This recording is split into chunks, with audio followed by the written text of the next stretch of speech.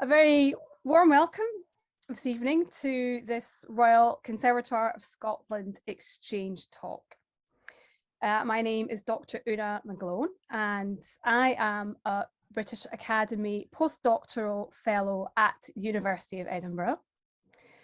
And I am presenting alongside Dr. Guro Johansen, who is Assistant Professor of Music of Education at the Norwegian Academy of Music in Oslo. And we are both really happy this evening to also have Yvonne Strain with us. She will be giving a BSL translation of our talk this evening. So big welcome and thanks to you. I am chairing tonight as well as presenting. So just to let you know, our talk will be for around 35 to 40 minutes. Then at that point, we'd be really happy to take your questions. So please don't be shy. Please let's have a discussion about some of the issues that we may present to you later. So first of all, by way of introduction to the topic, improvisation is becoming increasingly important. Musicians across genres are increasingly expected to be able to improvise. And in music education contexts, improvisation teaching is also rapidly evolving to address this. There are many careers which are, as well as performance careers, many different types of options in education and community music that mean musicians have to improvise. In higher music education, improvisation's traditionally been taught as part of Western jazz curricula. However, more and more it's becoming part of Western classical music training. So in Europe, conservatoires have investigated these approaches collaboratively. For example, in a recent Erasmus Plus funded project named Metric that took place from 2015 to 2018. And the acronym Metric stands for Modernising European Higher Music Education through Improvisation. So quite a bold title there. So a number of improvisation teaching concepts are emerging.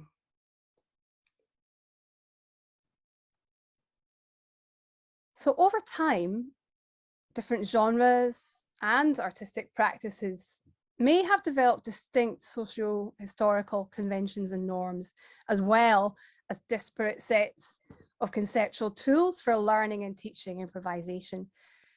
So these differences, such differences can lead to tensions between various interests, purposes, and pedagogical values.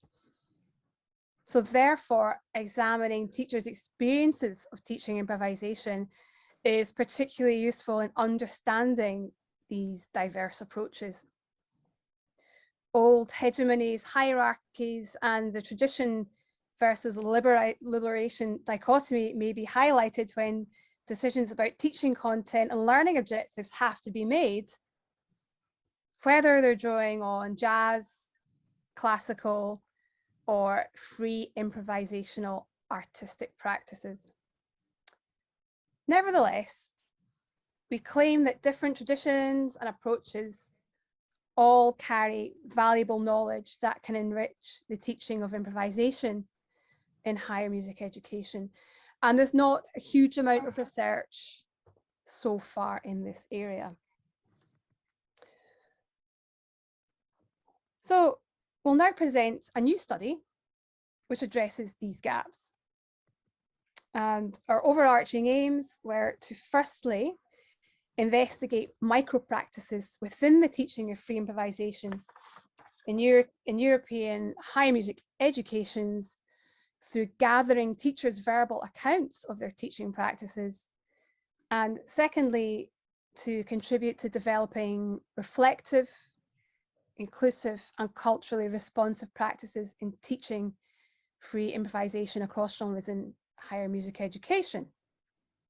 So our research questions are as follows. Firstly, what conceptual tools do teachers in free improvisation use in different HME institutions in Europe?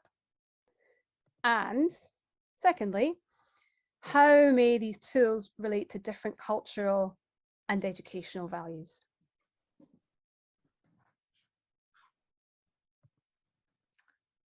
So in this study, we direct our interests specifically towards conceptual tools for teaching improvisation. Conceptual tools can be language and metaphors, references, ideas, frameworks, exercises, which are used by teachers to mediate students' learning in improvisation classes. Tools carry specific functions and meanings within a certain practice or activity. Acquiring and using cultural tools means to engage and interact with that culture. As Resnick says it, the tools of thought embody a culture's intellectual history. Tools have theories built into them.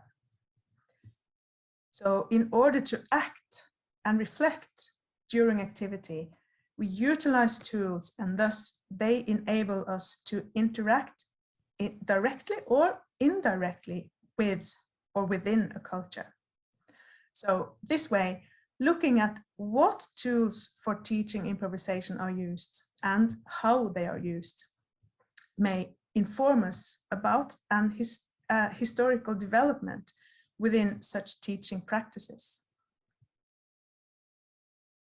Further, descriptions of how tools are used and for what purposes may give insight into cultural and social meaning within this activity by revealing what aspects are valorized and prioritized and what aspects participants actively distance themselves from.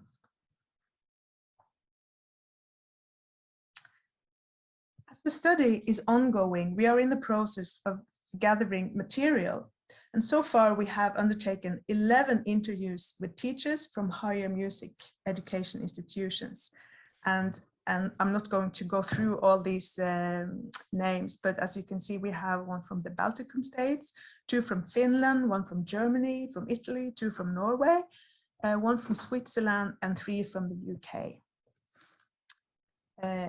These interviews have undergone a thematic analysis, and we have identified 5 main themes, which we will present after a brief summary of the courses and students. And these themes are the canon of free improvisation, how to begin classes, so open beginnings versus warming up, limitations and framework, combining awareness, interacting and listening, and process, product, and deciding what's good.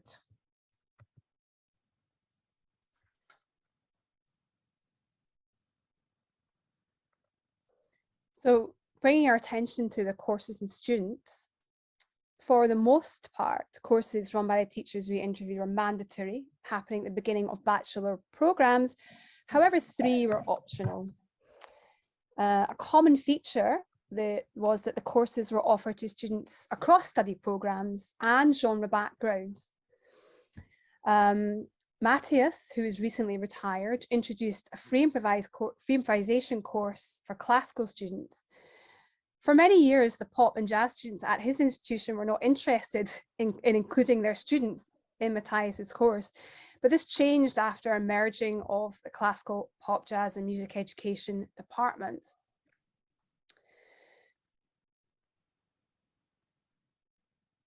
Teachers in this study mainly taught mixed genre groups, and they commonly reported that their students' genre backgrounds impacted their participation, and consequently the teacher's choice of goals and activities.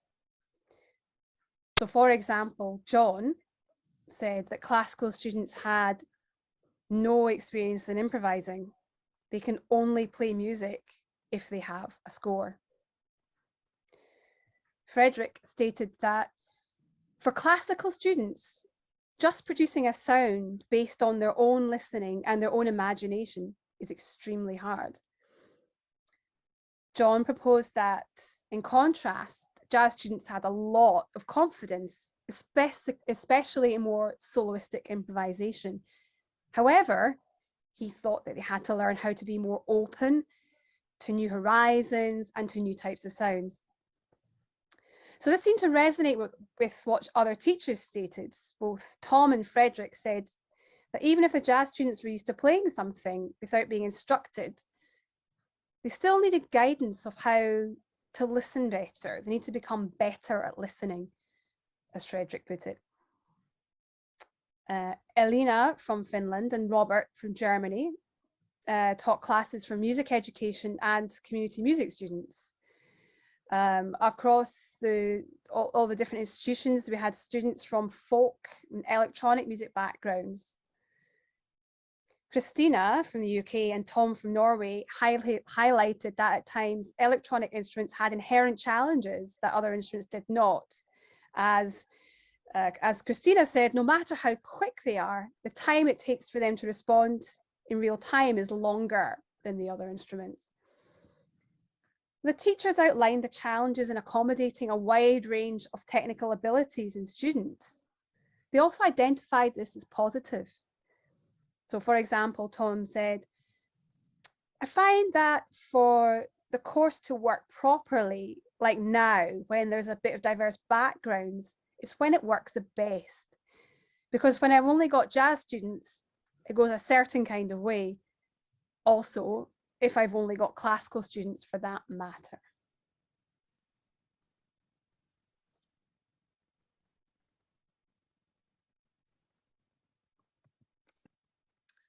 So turning to the first theme, which we call historically informed experimental music, the canon of free improvisation.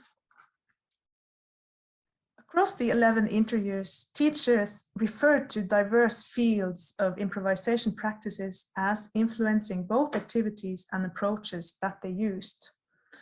All of the teachers gave their operational definition of free improvisation and expanded it by debating some of the contentious issues in free improvisation performance and research.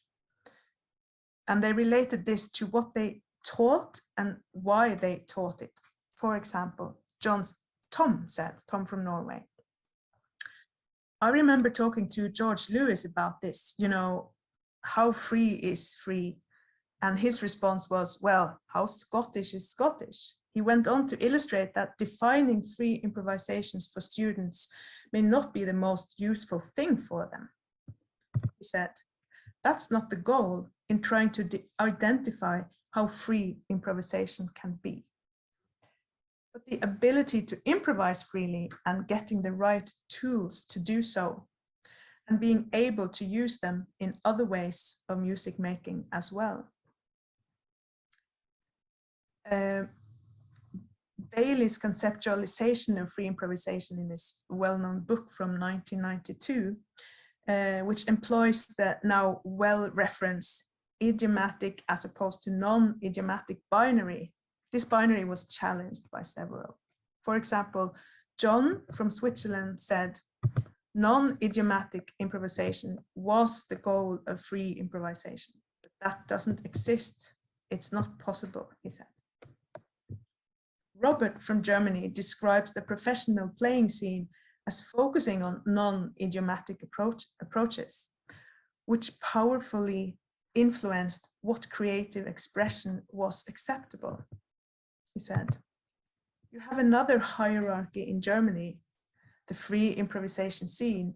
There was this, you're not allowed to play tonal, you're not allowed to play in a metric system. That was just impossible. Even though all of the theorists writing about improvisation at that time were talking about free improvisation. That's just such a paradox. Later in the interview, Robert expressed that although he finds the term free improvisation problematic, it is still needed. Because there is such a dominance of this genre-specific improvisation and this understanding of how to teach improvisation, that I don't want to get rid of the term itself. Perceptions of what free improvisation is are dependent on local historical developments of this music. And this leads us to bring in a perspective of what George Lewis terms as the socio-musical location of improvised music. Lucas from Italy proposed that while variation in practice were found between different countries, for example, a British approach using imitation and American approaches being influenced by jazz, in his view, he said that these differences represented dialects. He described free improvisation as having a common grammar based on creativity, but touching different aspects of it, depending on with whom you are playing.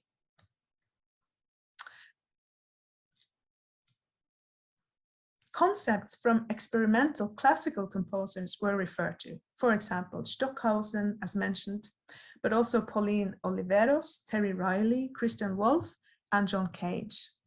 Tom from Norway used John Stevens' book Search and Reflect in his teaching, where he combined the exercises from the book with an historical contextualization of Stevens' performance and workshop practices. For example, he proposed that at some point, people creating this music in the 50s and the 60s won't be around anymore. So it's also important to have this historical aspect of things and knowing how this music come about and how they, I guess, the canon and the historically informed practice as well. Tom included this historical perspective so that students could feel that they were part of a continuing practice of experimental music. Fredrik, also from Norway, provided a counter perspective, describing his reasons for moving away from using recordings. The interviewer said, "Do you draw in improvisation history?"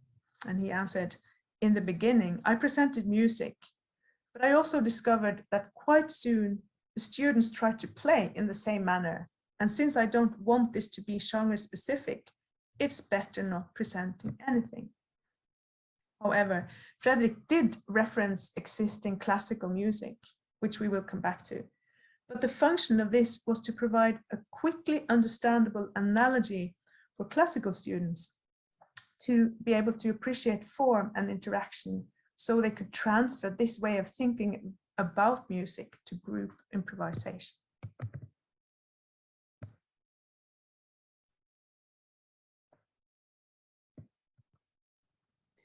So moving now to open beginnings versus warming up. So while there were similarities in the activities the teachers used to facilitate improvisation, contrasting approaches were also found. For example, both Lucas and Fredrik began classes in an open manner in the sense that they didn't necessarily start with a set plan or exercises. Both teachers could start lessons with a request for students to play freely and then base subsequent activities on their assessment of the students playing. Lucas articulated that it was important to get to know the students' skills and ways of expressing themselves, while Fredrik was seeking to find out what would help them develop their listening and courage to produce sound.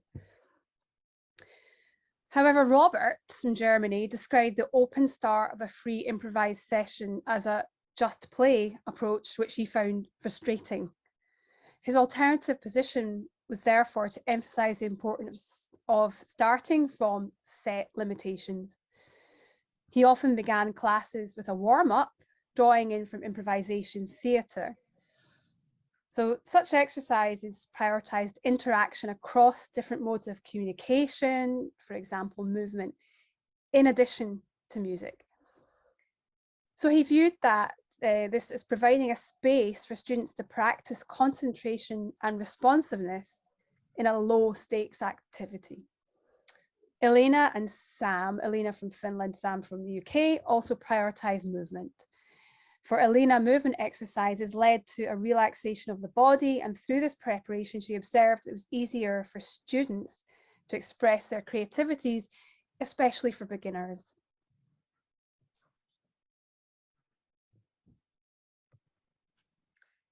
Even if teachers' approaches to teaching an improv class varied from starting in an open manner to warming up with set exercises, all teachers described using limitations and set frameworks in their teaching as means of focusing improvisation activity. Often the purpose of limitations was explained to give students less choice, especially if being asked to improvise felt overwhelming. This was according to John. As with Robert and Elina, Matthias also used theatre and movement activities, and he explained that they provided a more tangible, concrete reference for students who were unused to thinking about music in an abstract way. An example of such an activity was also to use adverbs as limitations or starting points for improvisation. Matthias then asked students to add an emotion to explore how they might extend their playing. And he said, so you can have a lottery raffle with words and adverbs.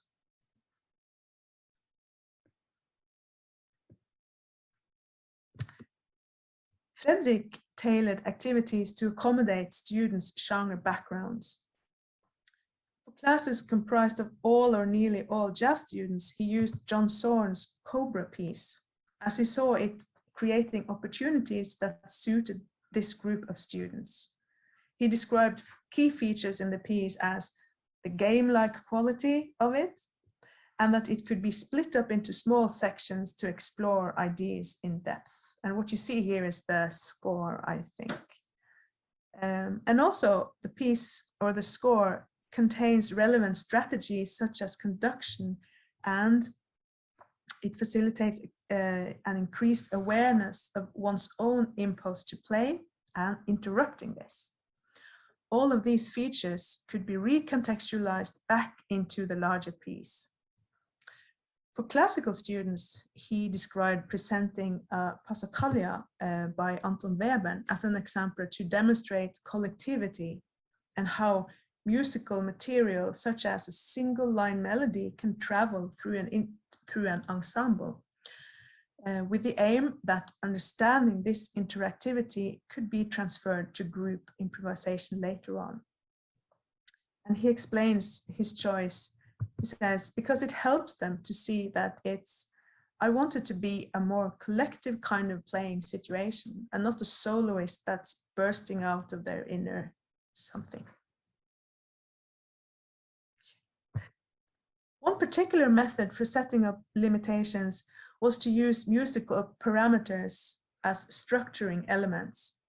John from Switzerland used this method by taking concepts from contemporary classical music, first developed by Stockhausen, as giving options students could experiment with, particularly if they felt overwhelmed by choice, as we touched upon before. Stockhausen's concepts are hard and soft parameters in music, where hard parameters refers to pitch and rhythm, and the soft parameters are sound, dynamics, and articulation. As mentioned, Tom based his course on the book Search and Reflect by John Stevens. According to Tom, the exercises are made in such a way that they limit the amount of things one can think about and make the improviser focus on immediate processes. I mean, in most of the exercises, you have to react intuitively. So you're not listening and thinking about how to respond and what to play, because then the moment's lost in a way. So you have to react without thinking. Tom also viewed these as providing an opportunity for the ensemble to find a creative way to solve whatever problem, a musical problem, that appears.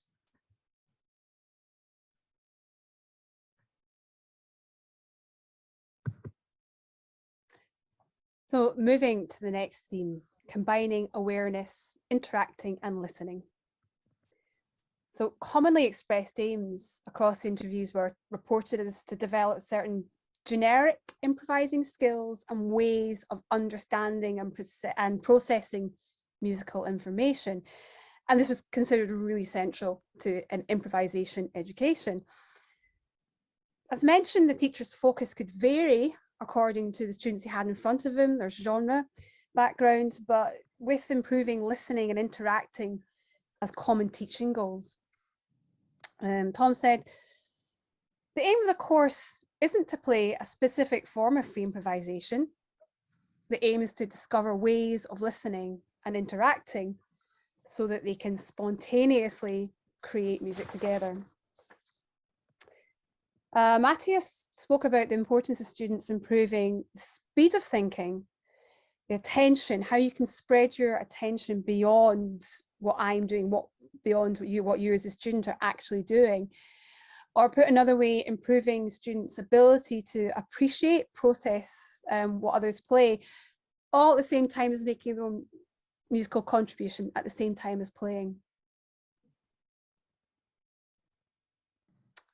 Elias from the Baltic states described the ability to hear and process another's playing and make decisions based on this musical information very quickly as a necessary skill for professional improvisers.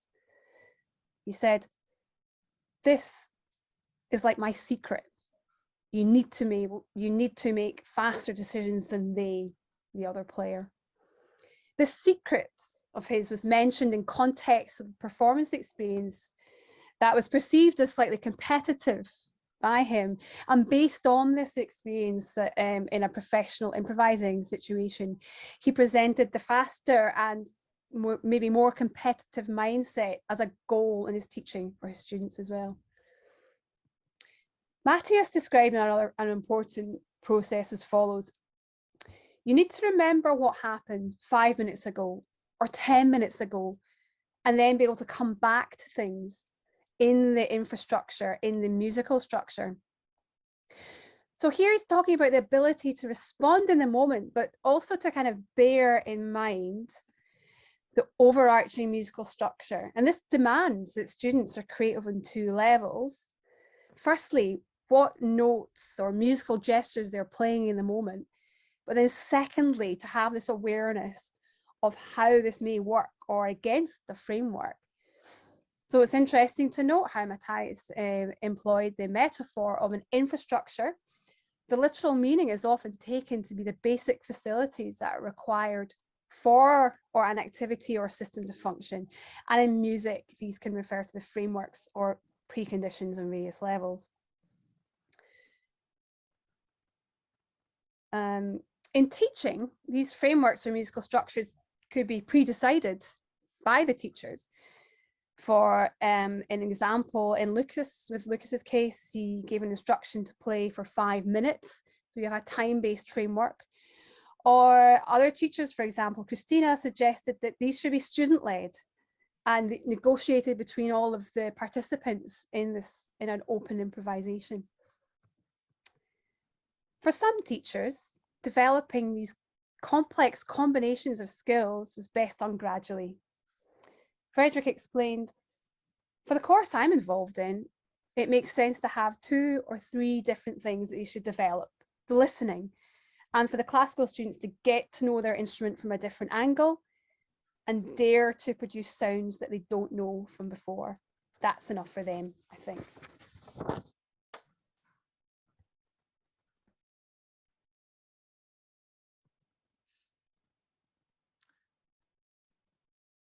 Process was emphasized over creating an aesthetically pleasing product by most teachers. For example, Frederick expressed, because it's not about creating fantastic music.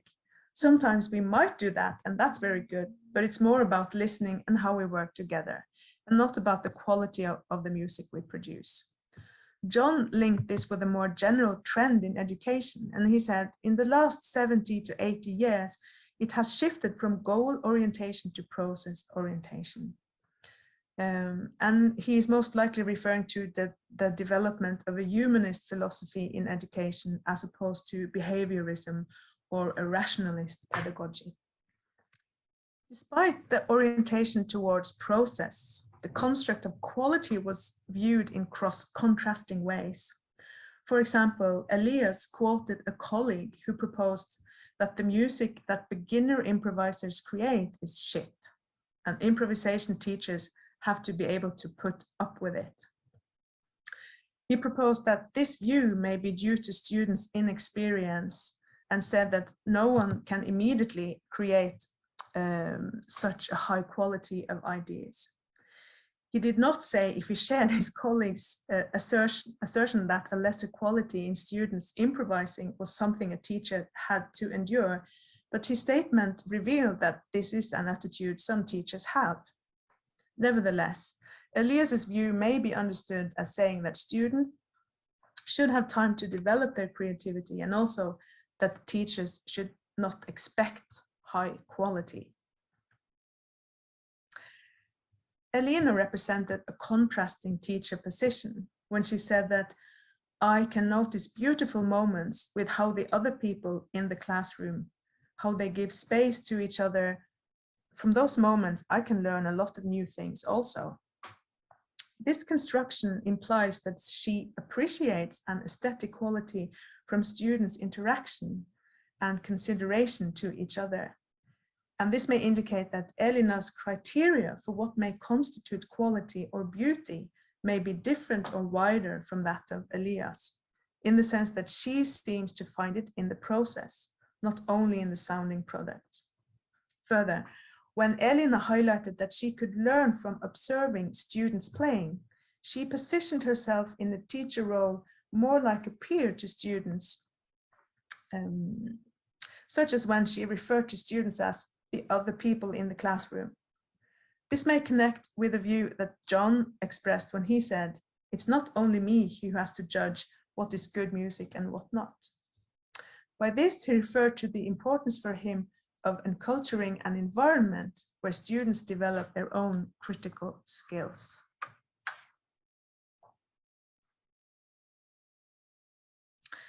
David brought up a dilemma regarding appreciating and assessing quality, connecting it to demands of grading students in the course he taught. He said, "I'm trying to particularly get away from this bogus notion of meritocracy that exists within education, where we say this work is an 85% and this work is an 82%. I do not think it exists as much in the Scandinavian model, but in the British model, we are still very much grading people's creative work at this level, and I think it is making a false illusion of meritocracy and a false illusion of teacher objectivity. I have to give everyone, it should say, I have to give everyone a mark, so there's a bit of a paradox there. Meritocracy refers to the belief that people are rewarded or have success based on their merits. And this is a view that David finds problematic, especially within music education. From this quote, it seems as David's ideal teacher position resembles that of John and Elina, but the institutional system forces him to go against it and to grade people's creative work.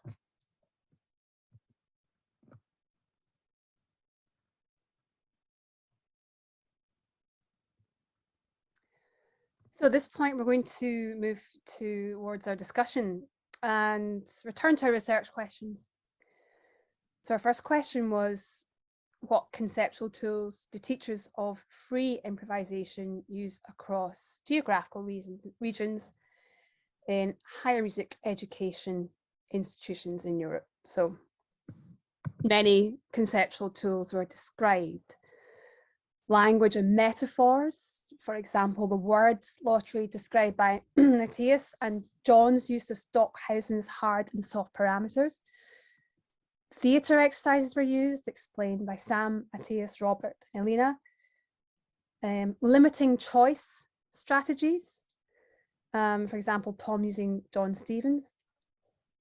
Open instructions were also used to play free with no prior agreement. Large composed frameworks were also used, for example, John Zorn's Cobra piece, and they were used by teachers to mediate students' learning in improvisation class. Tools also had distinct purposes, which were tailored to developing broad and really complex skills. These skills had several constituent parts or processes, such as interacting, which can involve listening, interpreting, creating a response, executing the response, evaluating it in the context of the whole group improvisation, and all done in real time, the real time of improvisation. Developing listening was emphasized by many, if not all, informants, and can also be understood as a multi-stage process. In improvisation, for example, hearing, perceiving the many constituent parts of a sound or group, and analysing it quickly. Theatre and movement exercises were used to create a safe space, mentioned particularly by Alina, Robert, Matthias, and Sam, and provided a way to create transferable, embodied understanding of the processes, such as imitation and interaction, away from the scary process of playing your instrument. So our second research question, how may these tools relate to different cultural educational values? Some teachers seem to want the students being cultured into a practice, a professional practice. But others avoided this so that students would be able to develop their own voice and not try and replicate those who had gone before them, the experts.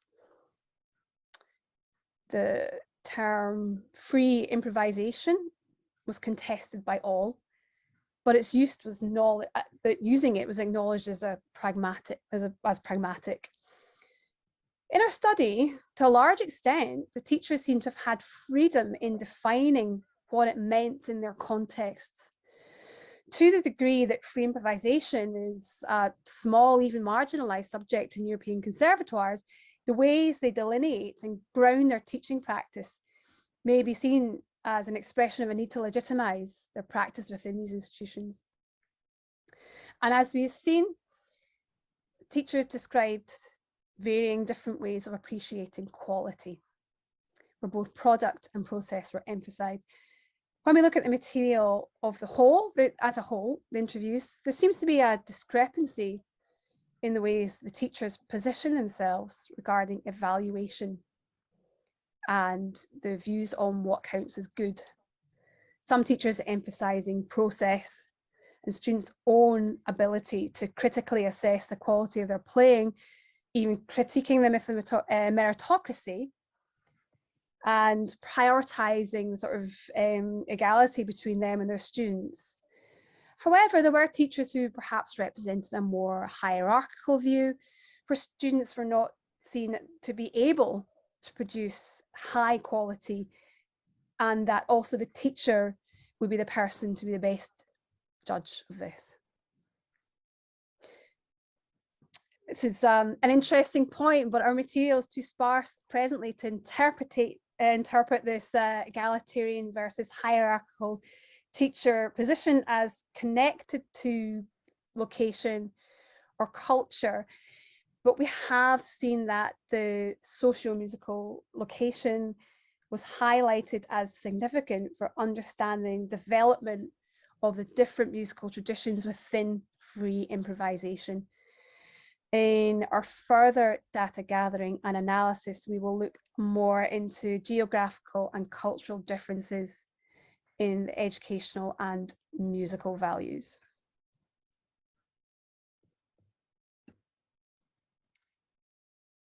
We found that in our study, disparate practices with many and diverse conceptual tools. Drawing overarching conclusion has the danger of reducing a complex area. We consider our research as contributing to an expanded understanding, which can perhaps help other teachers in this area. This may be gaining alternative tools, but also in providing ways of thinking about the purpose that informs these tools. It is crucial to better understand categories and functions of the tools that have been created and refined over the last 30 years, with a couple of the teachers being involved in teaching this topic since the 1980s. Our next step in phase 3 will turn towards the students, what their views are and what their perceptions of learning are in improvisation. With this, we hope to build a multidimensional perspective of distinct yet interlinked practices in higher education improvisation teaching in Europe. And that was it. Thank you. I hope we get a proper pacing for you.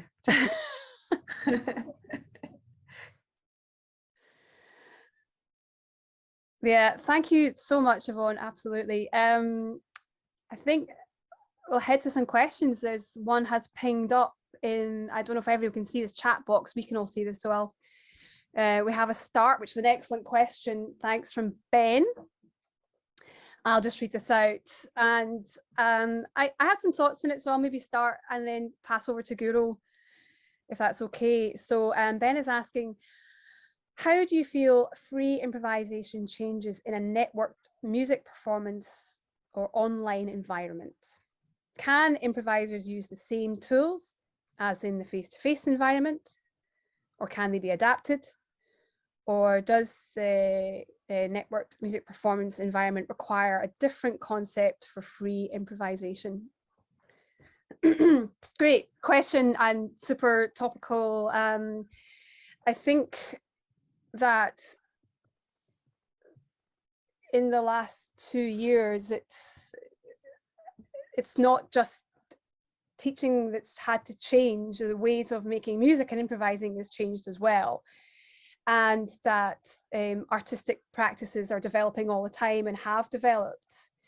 I'm a member of Glasgow Improvisers Orchestra who's been meeting every week since April 2020. Through that, I would say in that setting, improvisers use same or similar tools. They create different tools, and whether it requires a different concept for free improvisation is, I'm not sure if I know the answer to that exactly, but I'll turn to my own teaching experiences, because I taught, while at the Royal Conservatoire, I taught 2 years online. And I think what I would say in regards to the tools is that the students had a lot to offer in terms of inventing new tools, suggesting, because I came armed with some of my own tools that I had been taking part in my own improvising experience online with Glasgow Improvisers Orchestra. So I brought those tools, but they had other ones of their own. And I think that depending on what your aims, what your purpose is, if your aims and purpose are to have a collectively negotiated creative class where you're trying to facilitate students' creativity within a large group, then yeah, absolutely, improvisation is possible to teach online. I like to see what Guro would think about that. Yeah, thank you. I think Una said a lot of wise things. There are some aspects that are removed or reduced comparing when you can sit in the same room and when you participate through a video medium. For example, precision in timing is not always possible on improvising together on Zoom, for example. But I think it can nurture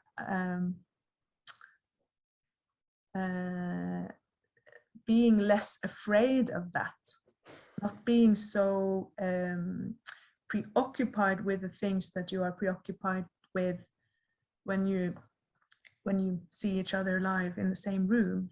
And that for me, when I have participated in online sessions, there are, in some aspects, it's more liberating because I can see and hear the others, but I'm alone in my room. So that, you're perhaps encouraged to be more bold.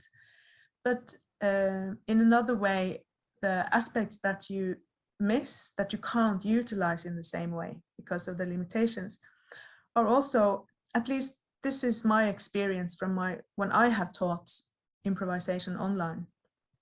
that it gave us an opportunity to address those aspects and become more aware of them. So for example, with students who are beginners in free improvisation, comparing the classroom situation with the Zoom situation made us able to address and articulate and be more aware of the differences. So Yeah. we can talk about timing because it was different. It made us, yeah. I think it's surprising though. Sometimes you can get very close though, because everyone assumes, oh, there's a lag, there's this or that. It really depends on your internet connection, if there's a storm outside, so on. But there's a couple of points, because I for a PG cert, I interviewed my students who'd been on the improvising course, and interestingly, they pointed out things that Guro said just there about felt shy. You could still participate, but you could have your microphone off, or you could have your camera off. So for, you know, people could find their own way in, or they could have their camera on or off depending on how they felt. In terms of access, people could join the course that wouldn't have been able to, and it's really important. I think there's a couple of students were able to join the course because they had caring responsibilities, or two students were able to take part on an online course. Interestingly, the way the students talked about it is they saw it as a different thing to improvising in a room, which I think it is actually. So he said in the future we'll have two courses, one online and one in, you know, person to person. Does anyone else have any questions? Please pop it in the chat. Thanks, Ben. Great question. Pop it in the chat, or even come on camera if you're able to. Have you seen the question from Simon? Oh, I've not. Maybe it's just for me. Okay. Maybe Simon just sent it. I can read it. Please, yeah. Yeah. You touch upon this a bit in the presentation, but how important do you think context of other players is in pedagogy? For instance, in jazz studies, there is a major emphasis on listening to other players and adapting your own playing style based on their language, while I don't see as many classical improvisers being brought up with that same relationship. Would you like to see more emphasis on creating contexts through other players? So that's a yes and no answer, I guess. The answer is easy, yes. But it's interesting to note in our study that most of the teachers address genre differences in students' background, and as we touched upon, and how that shaped the pedagogical choices of the teacher. They don't relate the individual approach versus listening and the collective approach so much to genre background, but there is a difference between the courses. There's one teacher who, we didn't talk so much about this, but he says in the interview that he always starts with individual lessons with all students so that they get a certain level of different improvisational skills before he put them together, because he thinks they have to build up the individual, sometimes courage, but also improvisational technique in a way. Whereas, as we saw, Fredrik, one teacher, he talks about using composed pieces as frameworks to stop students from thinking too individually. So to directly into how they're thinking of music as collectively shaped.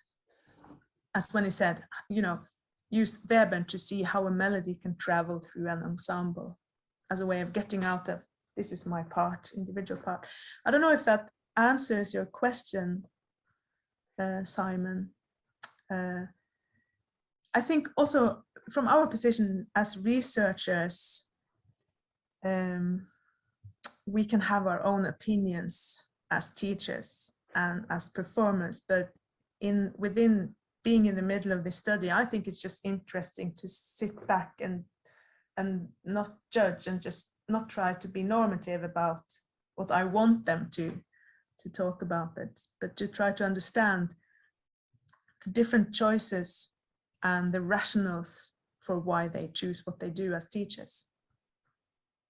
And I wonder if by bringing some Webern in, it's a nice, it's making a way in to improvising that is accessible or feels more comfortable and so on for classical students. So it's not just there's the thing you do, but there's the reason for it. I don't know. Not sure how well I'm putting this, but you can use, for example, conduction. So a system of hand signs made, you know, Butch Morris wrote the book and trademarked the term as well. So you can teach it like this is how you do it, or you can teach it as a way in to providing structure to people in the beginning stages who might feel a little shy. And then you can, I think one of our interviewees, David, said that he used conduction, but he used it to scaffold the students' experience, and then he let them create their own signs. So rather than teach them 200 of Butch Morris's signs, he used it as a way in to scaffold it. They felt comfortable, and then to allow them to be creative and experiment. So within improvisation teaching, these are, you know, a couple of different ways of going about it. So I'm seeing a couple more comments, one from Norman. Yeah, perhaps I'm just, he's saying, I cannot teach improvisation. Teaching implies putting in, whether education signifies drawing out, and that's, yeah, the Latin is educare, so that's to draw out. I think that's kind of touching on some of the things we're talking about just now. And from Simon, it's saying, I think I'm more referring to if you would prescribe classical students to listen to and study other improvisers and analyze their language and how they might or might not incorporate that into their own playing, like how jazz has this culture of transcribing. I'm not sure if did we have any teachers who did that? I don't think so. I think for example, I'm thinking about Christina in the UK. She said, this wasn't in the talk because we, of course, way too much for even just a 40-minute presentation. Christina talked about, I'm trying to remember what she said. It was, I haven't done Cornelius Cardew's treatise. It's a very well-known piece. She said, I haven't done that yet, but when I do, it's going to be to point out the hypocrisy in that piece. So she was using the canon in a particularly different way to critique, to try and get the students to form their own views on it. And she was also really interesting because she used pieces, she's performance art as well. She used Yoko Ono, a beautiful text piece, to start them improvising. May I chip in there? Please. To Simon's follow-up question, because you say how jazz has a culture of transcribing to learn a language, and whether classical students should do the same into classical language. The question again, if we would like to prescribe such activities, and I'm not sure that's our role in this context, to prescribe anything, but the question, so learning music through listening to existing music or looking into a score or whatever, can have many functions, and the function of learning a language could probably do with some discussion and problematization, I think, both in a jazz context and other, because is that really what musicians do? Do they copy to play the same melody and note choices as, for example, Miles Davis, or are there other purposes? So another purpose can be to learn about form, for example, and to learn about structure, to learn about pacing. And I think those are the things that Frederick, who uses the Cobra piece and the Weber and Passacaglia, those are the aspects of music that he wants the student to pick up from listening or using existing music. Not necessarily, yeah. I do not believe in the improvising in the style of me neither, Norman. Me neither, just to have said that, sorry. Tripped into normative pit. And I'm really, it's a real shame. This is I mean, I think Zoom is wonderful in so many ways, and I see in the attendee list we have a friend from Sweden, and I'm getting to work with Guro, who's in Norway, in Oslo right now. But unfortunately, I can't say, let's take it to the bar or have a coffee to discuss these. Sometimes it feels the discussion is just getting going, but we're definitely at time here. So I would like to thank everyone very much. Thank you so much for the questions. They'll help Guro and I and get to the next stage, which is we're thinking about either books, articles. We haven't decided that yet. So all of these issues really help crystallize these important details for us. It's just my job to say now, thanks again to the Royal Conservatoire of Scotland for hosting these talks, the exchange talks. You can catch them on Twitter at RCS Exchange. I'm also on Twitter at Unabase, and so is Guro, but I can't remember your handle. Me neither. We're both quite contactable if you search our institutions, the Norwegian Academy of Music or University of Edinburgh, the Reed School of Music for myself. And it's my last duty as chair to tell you about the next talk on Monday, the 31st January. We have my colleague James Cook from the Reed School of Music at University of Edinburgh.